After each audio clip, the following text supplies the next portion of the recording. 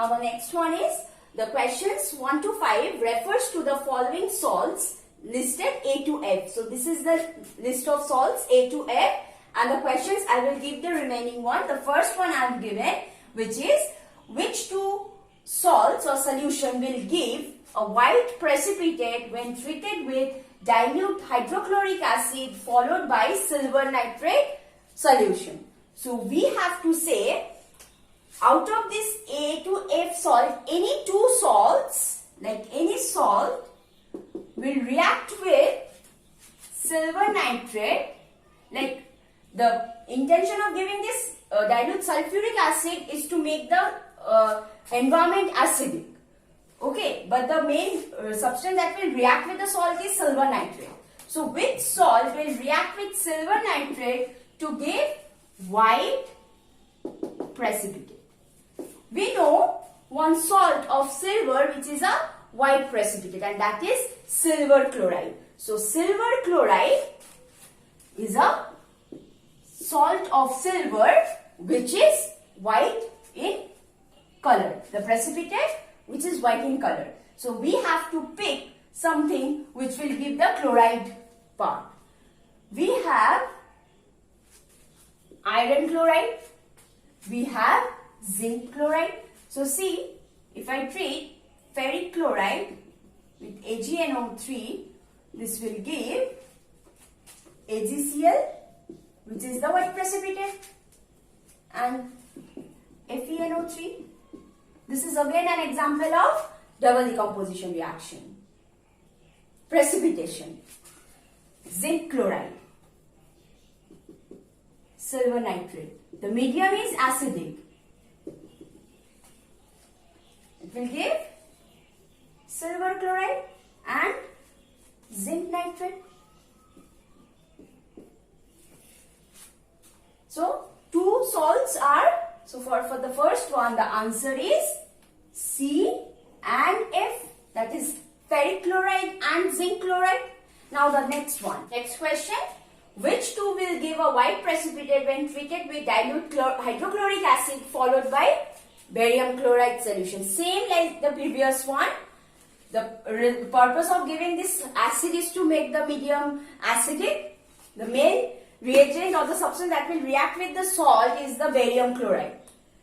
So we have to pick two salts which react with barium chloride and gives white precipitate. Now, one salt of barium which is a white precipitate is barium sulfate. So barium sulfate is the white precipitate.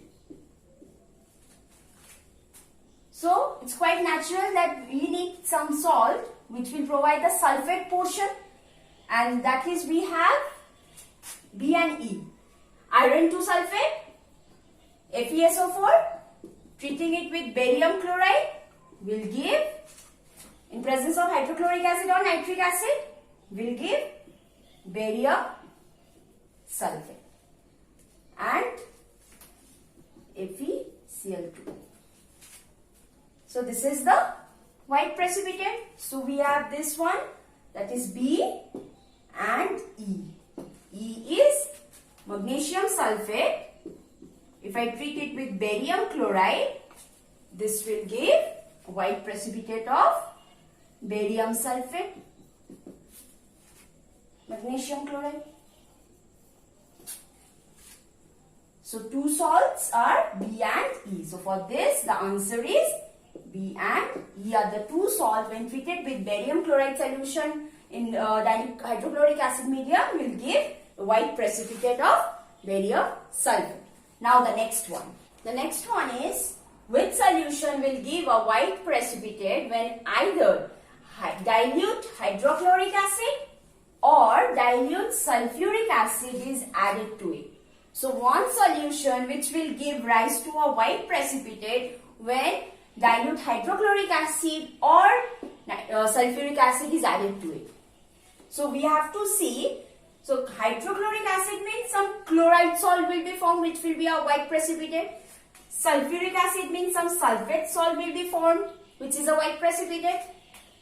So one particular salt whose chloride and sulfate both are white precipitate. So for them, any salt whose chloride and sulfate will be a precipitate. And let's check copper. If I add copper nitrate, copper chloride is not a precipitate.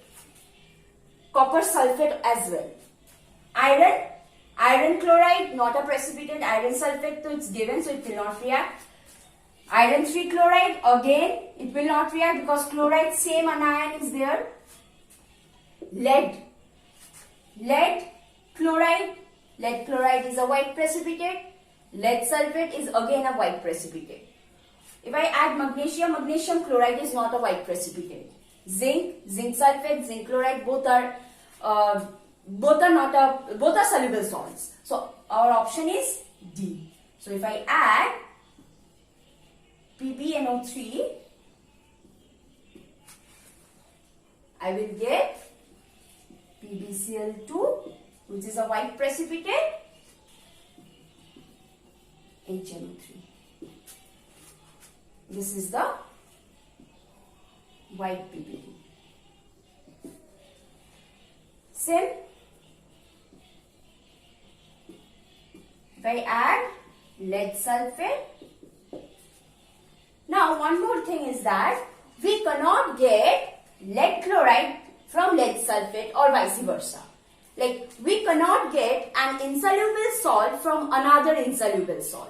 We have to first convert that insoluble salt into a soluble salt and then again make that soluble salt insoluble. For example, if I want to prepare lead sulfate from lead chloride, first for that I have to convert lead chloride to a soluble salt of lead, and that is lead nitrate. So if I add nitric acid, I will get lead nitrate and HCl, or I can also write sodium nitrate as well. This is soluble. This is a precipitate. So I've got a soluble salt. Now to this lead nitrate, if I add sodium sulfate or sulfuric acid, any sulfate salt, I will get lead sulfate, which is the precipitate, and HNO3. So indirectly I will get another insoluble salt from another insoluble salt. So insoluble to insoluble I will directly not get. So I have to first convert it into soluble salt and then to insoluble salt of lead. Next, which solution will become a deep or inky blue solution when excess of ammonium hydroxide is added to this?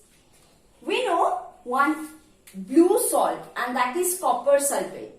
The aqueous solution of copper sulfate is blue in color. So the option that will be copper nitrate for sure. So if I add to copper nitrate excess of ammonium hydroxide, that means first I have added few drops of ammonium hydroxide. So what I get is copper hydroxide precipitate and ammonium nitrate. This copper hydroxide is pale blue in color. These are all aqueous solution. So it is pale blue in color. Now, if I treat copper hydroxide with excess of ammonium hydroxide, this is in excess. Then I get a complex salt, and that is deep blue complex salt. A soluble complex salt. Tetramine copper, this will be tetramine copper sulfate. Okay. So this is how I can get the inky blue complex salt when excess of ammonium hydroxide is added to copper nitrate. So first I when I am adding excess, I will get deep blue solution. Next, which solution will become a white precipitate when excess of ammonium hydroxide is added to it? So we have to first find out which salt will give a white precipitate when ammonium hydroxide is added to this. Now, we have seen in case of copper, when ammonium hydroxide was added, copper hydroxide was formed and that was a blue precipitate. So, this option is wrong. Iron sulfate. Now, on treating iron sulfate with ammonium hydroxide, we will get FeOH whole twice. This is dirty green in color. This is dirty green precipitate. So, this option is wrong. First, I am checking when few drops are added. I am not checking it with excess first. Okay. Iron 3 chloride. Now, ferric chloride. When ammonium hydroxide is added, it also gives ferric hydroxide, but this is reddish brown precipitate. This is reddish brown. Now, lead nitrate to this ammonium hydroxide is added dropwise first. It gives rise to lead hydroxide. This is white precipitate, rather a chalky white precipitate. So this is one option which has come. Next is magnesium chloride. Magnesium hydroxide is again a white precipitate. Last is zinc chloride. Zinc chloride, ammonium hydroxide. I get zinc hydroxide. This is gelatinous white precipitate.